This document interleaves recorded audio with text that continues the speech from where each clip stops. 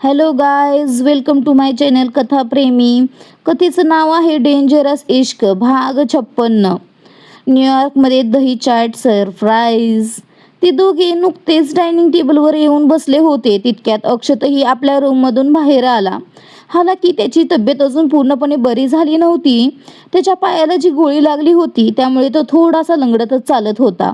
पण त्याचा चेहरा बघून असं वाटत होतं की जणू त्याला काही वेदनाच होत नाहीयेत. त्याची ती क्रूर नजर जुनूनवर खिळली होती. आरवीने जशी नजर त्याची जुनूनवर नोटीस केली तशी रागाच्या भरात त्याची मूठ आवळली गेली. पण सध्या तो काहीच करू शकत नव्हता. अक्षत जाऊन अगदी जुनूनच्या समोर बसला आणि हसतच म्हणाला, गुड मॉर्निंग भाभी. आरवीने त्याच्याकडे पाहत विचारले, तुझी तब्येत कशी आहे? अक्षताने आता हसत हसत त्याच्याकडे पाहिले आणि म्हणाला, तुम्ही सोबत असताना माझ्या तब्येतीला काय होणार भाई? जोपर्यंत तुम्ही माझ्यासोबत आहात तोपर्यंत तर मला मृत्यूही स्पर्श करू शकत नाही. तुम्ही आहात ना मला प्रोटेक्ट करायला. माझी दुनिया आहात तुम्ही भाई. हे बोलताना त्याचा टोन खूपच वेगळा वाटत होता. जुनूनने तिची मान खाली झुकवली होती. तिला अक्षतशी नजरही मिळवायची नव्हती. तिने आरवीकडे पाहिले आणि म्हणाली, मला पॅनकेक खायची इच्छा नाही. आपण ब्रेकफास्ट न करताच हॉस्पिटलला जाऊ शकत नाही का? आरवीला चांगलंच समजत होतं की ती पॅनकेक खाण्यास का नकार देत आहे. पण त्याला जुनूनची हीच भीती तर दूर करायची होती. तो लगेच म्हणाला, अजिबातच नाही. आपण ब्रेकफास्ट केल्यानंतरच हॉस्पिटलला जाऊ. आणि फक्त हा पॅनकेकच नाही तर तुला तुझं ते दुधाचा ग्लासही संपवायचा आहे. हे बोलत त्याने दुधाचा ग्लास जुनूनच्या समोर केला. जुनूनला तिथे खूपच अनकम्फर्टेबल वाटत होतं. पण अचानक तिच्या चेहऱ्यावर एक सुटकेचा भाव आला. कारण आरवीने तिच्या मांडीवर असलेला तिचा हात आपल्या हातात घट्ट पकडला होता. तिने लगेच नजर वर करून आरवीकडे पाहिलं. आरवीने हसत आपले ओठ गोल करून म्हटले, आय लव्ह यू जानम. जरी तो हे खूप हळू बोलला होता पण जुनूनची भीती दूर करण्यासाठी एवढं बोलणंच पुरेसं होतं. तिकडे अक्षत या दोघांमधील प्रत्येक गोष्ट नोटीस करत होता. तो आपल्या प्लेटमधील पॅनकेक सुरीने कापत म्हणाला, बेशक तुम्ही दोघे एकमेकांवर हवं तितकं प्रेम करा, पण तुमच्या या प्रेमाचे तुकडे मी अगदी याच पॅनकेक सारखे उडवून लावेन. हे बोलताना तो सुरीने पॅनकेकची खरोखरच खूप वाईट अवस्था करत होता. आरवीने जेव्हा अक्षतकडे पाहिले आणि त्याला पॅनकेकचे असे तुकडे करताना बघितले तेव्हा तो लगेच म्हणाला, काय झालं? कोणाचा विचार करतोयस? जो राग पॅनकेकवर काढतोयस त्याचा? अक्षत हलकेच हसत म्हणाला, कोणाचा नाही, बस त्या माणसाचा विचार करतोय ज्याच्यामुळे माझी ही अवस्था झाली आहे. आणि मला हे समजत नाहीये की भाई तुम्ही सोबत असताना मी हे सगळं कसं काय घडलं माझ्यासोबत. आजपर्यंत तुम्ही माझ्यावर एक ओरखडाही येऊ दिला नाही. आणि आज तुम्ही असताना कोणीतरी माझ्या पायावर शूट केलं. पोलिसांनी माझ्याशी इतकं वाईट वर्तन केलं आणि अजूनही तो माणूस तुमच्या हातीच लागला नाहीये ज्याच्यामुळे हे सगळं घडलं. तुम्हाला माहितीये माझे कार्ड्सही ब्लॉक झाले होते. अक्षतचं बोलणं ऐकून आरवीच्या चेहऱ्यावरचे भाव अधिकच गंभीर झाले. त्याला असं वाटू लागलं की कदाचित अक्षतला त्याच्याबद्दल सगळं काही समजलं आहे. तो लगेच हसत म्हणाला, आता प्रत्येक वेळी मी तुला प्रोटेक्ट करेन असं जरुरी नाही ना. तुला स्वतःलाही स्वतःच्या प्रोटेक्शनकडे लक्ष द्यावं लागेल. आता तू लहान नाहीस, मोठा झाला आहेस. अक्षत हसला आणि म्हणाला, हे मात्र तुम्ही अगदी खरं बोललात. आता मी मोठा झालो आहे. मला माझी काळजी स्वतःच घेतली पाहिजे. बेशक मी वयाने लहान नक्कीच आहे पण माझं डोकं आणि माझा विचार अजिबात लहान नाहीये. आरवीही त्याचं बोलणं ऐकून एका डेव्हिल स्माइल सोबत म्हणाला, पण तू बेशक कितीही मोठा का होईना माझ्यापेक्षा तू नेहमी लहानच राहशील. कारण मोठा भाऊ नेहमीच मोठाच असतो. हे बोलताना त्याच्याही आवाजात एक चॅलेंज स्पष्ट जाणवत होतं. अक्षत काहीच बोलला नाही. त्याने हसत हसत दुसरा पॅनकेक उचलला आणि तो तसाच खात निघून जाताना म्हणाला, मी तुम्हाला संध्याकाळी भेटतो भाई. सध्या मला एका मीटिंगसाठी जायचं आहे.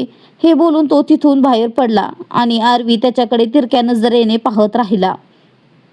त्याने आत्ता जुनूनकडे पाहिले आणि म्हणाले, चल निघूया का? जुनूनने हलकच आपलं डोकं हो मध्ये हलवलं. त्यांचा ब्रेकफास्टही संपला होता. काही वेळातच ते दोघे गाडीत बसून हॉस्पिटलसाठी निघाले. हॉस्पिटलमध्ये आल्यानंतर आता जुनूनवर ट्रीटमेंट सुरू झाली होती. आरवी आज तिच्या सोबतच होता. तो एका क्षणासाठीही जुनूनपासून लांब जाऊन कोणतीही रिस्क घेऊ इच्छित नव्हता. हे माहीत असून की कदाचित अक्षतचा त्याच्यावर संशय बळावला आहे आणि डॅनी सुद्धा त्यांच्या आसपासच कुठेतरी आहे. डॅनीच्या माणसाचं त्याच्यासमोर येणं आणि मारलं जाणं ही गोष्ट सिद्ध करत होती की डॅनीच्या डोक्यातही खूप काही चालू आहे. जुनूनला खूप वेदना होत होत्या, कारण आज तिच्यावर जी ट्रीटमेंट केली जात होती ती खूपच पेनफुल आणि त्रासदायक होती. अक्षतची कार डॅनीच्या घराबाहेर येऊन थांबली आणि तो वेगाने डॅनीच्या घरात गेला. डॅनी देखील त्याचीच वाट पाहत होता, कारण येण्यापूर्वी अक्षतने त्याला इन्फॉर्म केलं होतं. डॅनी यावेळी आपल्या घरात स्वतःच्या रूममध्ये होता आणि अक्षत थेट त्याच्या रूममध्येच आला. जसे डॅनीने त्याला पाहिले तो लगेच हसत म्हणाला, या या, तुमचीच वाट पाहत होतो मी. अक्षत त्याच्या अगदी समोर सोफ्यावर येऊन बसला आणि पुढच्या क्षणी डॅनीने पेटलेली सिगारेट जी त्याने आपल्या हातात पकडली होती ती अक्षतकडे पास केली. अक्षतने ती सिगारेट आपल्या हातात घेतली आणि त्याचे झुरके घेऊ लागला. त्या सिगारेटमध्ये ड्रग्ज होते, ज्यामुळे डॅनीचे डोळे खूप लाल झाले होते आणि आता अक्षतचे डोळे देखील गडद लाल होऊ लागले होते. डॅनी त्याच्याकडे पाहत म्हणाला, सांग, काय म्हणायचं होतं तुला? अक्षत चेहऱ्याचा प्रचंड राग चेहऱ्यावर घेऊन म्हणाला, आरवीला माझ्याबद्दल सगळं माहीत आहे. डॅनी त्याच्या या बोलण्यावर हसला आणि म्हणाला, माझा विश्वासच बसत नाहीये की तू आरवीचा भाऊ आहेस. तुला आत्तापर्यंत असं वाटत होतं का की त्याला तुझ्याबद्दल काहीच माहीत नाही? तो तुझ्याबद्दल सगळं काही जाणतो, फक्त तुला मूर्ख बनवतोय तो. त्या मुलीसाठी त्याने तुला तुझी लायकी दाखवून दिली आहे, पण आता हे सांग की त्या मुलीसाठी त्याने तुझ्यासोबत जे काही केलं त्याचा बदला आता तू कसा घेणार? अक्षत उपरोधिकपणे हसला आणि म्हणाला, तू मला एक व्हिडिओ दिला आहेस जो खूपच इंटरेस्टिंग आहे, पण माझ्याकडे अजून एक गोष्ट आहे जी या सगळ्या गोष्टींशी रिलेटेड तर नाही, पण आरवीला फिरवण्यासाठी, बदला घेण्यासाठी पुरेशी आहे. डॅनीने आश्चर्याने त्याच्याकडे पाहिले आणि विचारले, असं काय घेऊन बसला आहेस तू तुझ्याकडे? अक्षत चेहऱ्यावर एक इव्हिल स्माइल आणत म्हणाला, तो माणूस ज्याचा आरवी प्रचंड तिरस्कार करतो. डॅनीच्या चेहऱ्यावर प्रश्नार्थक भाव आले. तो लगेच म्हणाला, असा कोण आहे? अक्षत तिरकत सतत म्हणाला, माझा बाप. त्याचे हे बोलणे ऐकून डॅनीची जणू शुद्धच हरपली, पण त्याला हे समजले नाही की अक्षत त्या दोघांच्या बापाला फक्त माझा बाप का म्हणत आहे. तो लगेच म्हणाला, आता यात काय मिस्ट्री आहे? आणि तो तुझ्या बापाचा तिरस्कार करतो याचा काय अर्थ आहे? तुझा बाप त्याचा बाप नाहीये का? अक्षत आपल्या जागेवरून उभा राहिला. त्याच्या हातात ती पेटलेली सिगारेट अजूनही होती. तो ती घेऊन रूमच्या बाल्कनीच्या दिशेने आला आणि म्हणाला, माझा बाप त्याचा बाप नाहीये, तर त्याचा कट्टर शत्रू आहे, कारण माझा बाप त्याच्या आईचा बलात्कारी आहे. आता जो आरवी आपल्या जुनूनसाठी तळमळतोय ना, अशीच तळमळ त्याला वर्षापूर्वीही झाली होती, जेव्हा त्याच्याच डोळ्यांसमोर माझा बाप त्याच्या आईवर बलात्कार करायचा. डॅनी आश्चर्याने म्हणाला, पण यामुळे आपला काय फायदा होईल? अक्षत हसला आणि म्हणाला, आरवीला असं वाटतंय की ज्या माणसाने त्याच्या आईवर बलात्कार केला, ज्याने त्याच्या आईला वाईट रीतीने ओरबाडलं होतं, त्या माणसाला त्याने स्वतःच्या हाताने संपवले. पण तो माणूस अजूनही जिवंत आहे आणि तो त्या दिवसाची वाट पाहतोय जेव्हा तो आरवीकडून आपला बदला घेईल. तो आरवीला आपल्या हाताने मारू इच्छितोय आणि आरवी जो मोठा मसीहा बनत फिरतो ना, मी इच्छितो की त्याला मारू त्याच माणसाने द्यावं, आणि यात आपला एक फायदाही आहे. डॅनीने पुन्हा एकदा थक्क होऊन त्याच्याकडे पाहिले, पण यावेळी अक्षत काहीच बोलला नाही, फक्त एका शातीर हास्यासह त्याच्याकडे पाहत राहिला. डॅनीला समजले होते की अक्षतच्या डोक्यात काहीतरी जबरदस्त चालले आहे. त्याच्याही चेहऱ्यावर एक तिरकस हास्य आले. न्यूयॉर्क. डॅनीला भेटल्यानंतर अक्षत परत होरा बंगला येथे आला होता, पण आरवी आणि जुनून अजूनही हॉस्पिटलमध्येच होते. आरवी जुनूनला सांभाळण्याचा प्रयत्न करत होता, पण तिची जी ट्रीटमेंट झाली होती ती खूप जास्त पेनफुल होती, ज्यामध्ये केवळ जुनूनला बॉडीला सांभाळण्याची गरज नव्हती, तर मेंटली तिला मानसिकदृष्ट्या देखील तिला स्ट्रेंथ देणं खूप गरजेचं होतं. म्हणूनच हॉस्पिटलमधून निघाल्यानंतर आरवीने जसे जुनूनला गाडीत बसवले, तो लगेच जुनूनकडे पाहत म्हणाला, तुला फास्ट फूडमध्ये काय आवडतं? जुनून, जिचा मूड खूप जास्त ऑफ होता, जसे तिने फास्ट फूडचे नाव ऐकले तिने लगेच आश्चर्याने आरवीकडे पाहिले आणि म्हणाली, फास्ट फूडमध्ये मला जे आवडतं ते तुम्हाला सांगून काय फायदा, कारण ती गोष्ट तुमच्या इथे न्यूयॉर्कमध्ये तर मिळणारच नाही. त्यासाठी आपल्याला इंडियाला जावं लागेल आणि जोपर्यंत माझी ट्रीटमेंट पूर्ण होत नाही तोपर्यंत आपण इंडियाला जाऊ शकत नाही. तुम्ही या ठिकाणाहून जाऊ शकत नाही. आरवी हलकासा हसला आणि म्हणाला, तुला असं वाटतं का की तू एखाद्या गोष्टीची डिमांड करशील आणि मी ती पूर्ण करू शकणार नाही? जुनूनने आणखीनच आश्चर्यचकित नजरेने पाहिले. आरवी हलकासा हसला. जुनून लगेच म्हणाली, जर असं असेल तर मला दही पापडी चाट खायची आहे आणि मला खात्री आहे की ती गोष्ट इथे उपलब्ध असूच शकत नाही. आता मी बघतेच की तुम्ही माझ्यासाठी ही गोष्ट इथे कशी उपलब्ध करून देता ते. आरवी हसतच म्हणाला, आणि जर मी ही गोष्ट तुला मिळवून दिली तर? जुनून हसत म्हणाली, तर मी तुमचं प्रत्येक म्हणणं ऐकेन, जे काही तुम्ही मला सांगाल. आरवीने आता तिच्याकडे तिरक्या नजरेने पाहिले आणि म्हणाला, ओ रिअली? मला माहित नव्हतं की तुझ्याकडून स्वतःचं म्हणणं ऐकून घ्यायचं असेल तर तुला चाट पापडी खायला घालून मनवता येतं. मी उगीचच तुझ्यासमोर रिक्वेस्ट करत राहिलो. चाट पापडीची एक प्लेट तुझ्यासमोर ठेवली असती तर तू लोण्यासारखी वितळली असतीस ना. असे बोलून त्याने डोळा मिचकावला आणि त्याच्या बोलण्याचा इशारा समजून जुनूनचा चेहरा लाल होऊ लागला. तिने लगेच आपला चेहरा दुसरीकडे वळवला. तिकडे आरवी फोनवर एक मेसेज टाईप करत होता. जुनून मेसेज टाईप होण्याचा आवाज ऐकत होती. तिला माहीत होतं की आरवी काही ना काही तर नक्कीच करेल, पण या गोष्टीवर तिला शंका होती की खरंच आरवी इथे तिच्यासाठी दही चाट पापडी उपलब्ध करू शकतो का? कारण न्यूयॉर्कमध्ये अशी गोष्ट मिळवणं जवळजवळ अशक्यच होतं. तेवढ्यातच अचानक त्यांची गाडी एका स्टोअरच्या बाहेर येऊन थांबली. जुनूनने समोर पाहिले, जिथे न्यूयॉर्कमधील एक अतिशय प्रसिद्ध क्लॉथिंग ब्रँड होता. तिथले कपडे खूपच एक्सक्लुझिव्ह आणि महागडे असायचे. तिने आता पुन्हा मागे वळून आरवीकडे पाहिले आणि म्हणाली, मी तुमच्याकडे दही पापडी चाट मागितली होती आणि म्हणाली, आणि तुम्ही मला कपड्यांची शॉपिंग करायला घेऊन आलात. म्हणजेच तुम्ही हार मानली? तिचे बोलणे ऐकून आरवी हसला आणि म्हणाला, आपल्या डोळ्यावर गॉगल लावत म्हणाला, आरवी कधीच हार मानत नाही. या जगात अशी कोणीच नाहीये जे आरवीला हरवू शकेल. जुनून लगेच म्हणाली, पण जर मला तुम्हाला प्रेमात हरवायचं असेल तर? आरवी पुन्हा एकदा हसला आणि म्हणाला, तुझ्यासमोर तर मी आधीच हार मानली आहे. असे बोलताना त्याची ही कळी खुलली होती आणि जुनूनच्या चेहऱ्यावरही एक सुंदर हसू तरंगू लागलं होतं. आरवी गाडीतून बाहेर पडला आणि त्याने येऊन जुनूनच्या बाजूचा दरवाजा उघडला. जुनून जशी बाहेर आली, आरवीने तिचा हात घट्ट पकडला आणि म्हणाला, आज तू ज्या प्रकारे स्वतःवर उपचार करून घेतले आहेस त्यावरून तुला शॉपिंग करून देणे तर बनतेच ना, जेणेकरून तुझा थकवा दूर होईल. मी ऐकलं आहे की मुली जेव्हा खूप जास्त थकवा जाणवतो तेव्हा शॉपिंग केल्याने त्यांना रिलॅक्स वाटतं. त्याचे बोलणे ऐकून जुनून हसली आणि म्हणाली, असं काही नाहीये. असतील त्या मुली ज्यांना शॉपिंग करून आनंद होत असेल, पण माझ्यासाठी तुमची साथ पुरेशी आहे. असे बोलत तिने आरवीच्या छातीवर आपले हात ठेवले. आरवीने गाडीवर आपले दोन्ही हात ठेवले. तो जुनूनला पूर्णपणे आपल्या कवेत घेऊन उभा राहिला होता. तो जसा हलकासा जुनूनवर झुकला, जुनून मागे गाडीला टेकली आणि आरवीकडे पाहत दीर्घ श्वास घेऊ लागली. तिथेच आरवी तिच्याकडे अत्यंत रोमॅन्टिक नजरेने पाहत होता. त्याची नजर जाणवून जुनूनचा चेहरा लाल होऊ लागला होता आणि तिचे ओठ हलके हलके थरथरू लागले होते. आरवीचे मन होत होते की तिच्या त्या थरथरणाऱ्या ओठांना आपल्या ओठांनी शांत करावे.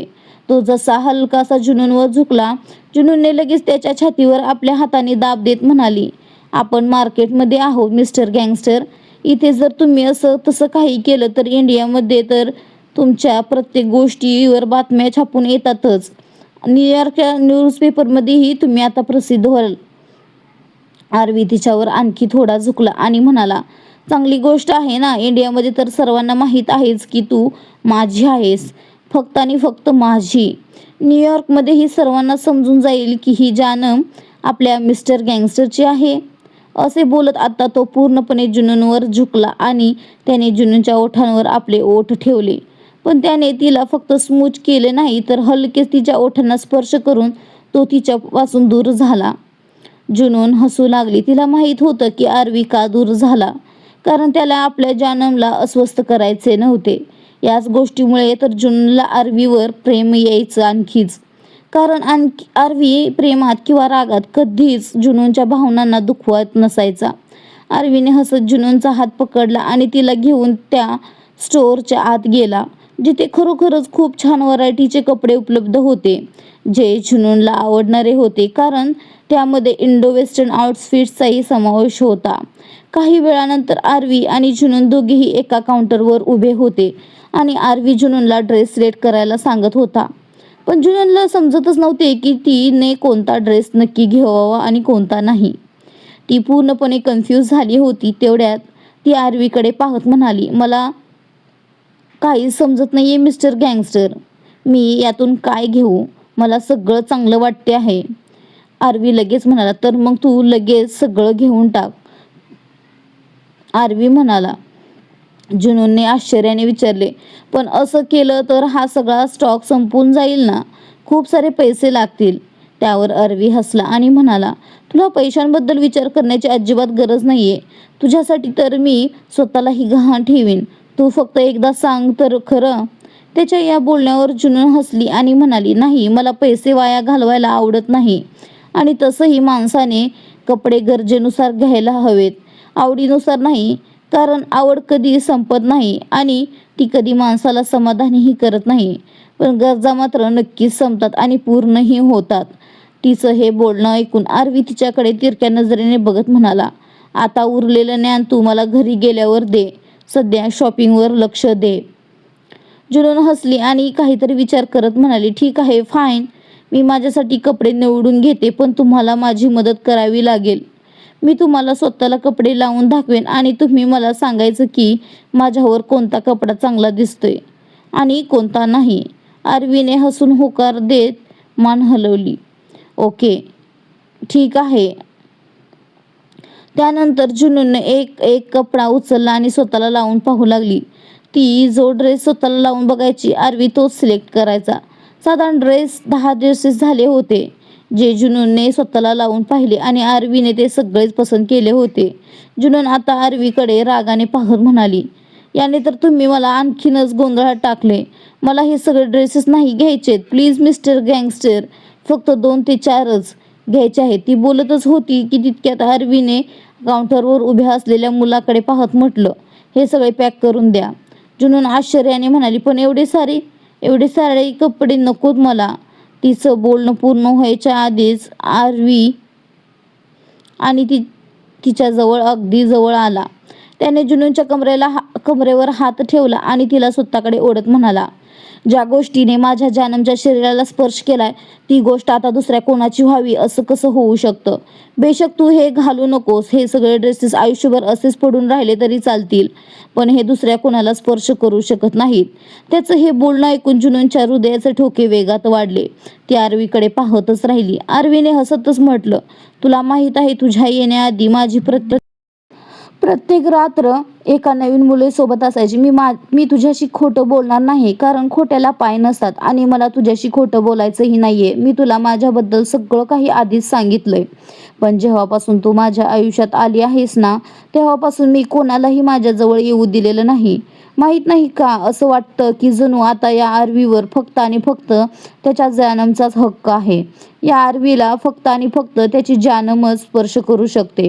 त्याचं हे बोलणं ऐकून जुनूनचा चेहरा लाजेने लालेलाल झाला होता. तिने लाजून आपल्या नजरा खाली झुकवल्या. आरवीने तिचा चेहरा आपल्या हातांमध्ये घेतला आणि तिच्या कपाळावर आपले ओठ टेकवले. जुनूनचा चेहरा आणखीनच लाल झाला. आरवीचं प्रेम जणू या जगापलीकडची गोष्ट होती, ज्याची कुठेच तोड नव्हती आणि तुलनाही नव्हती.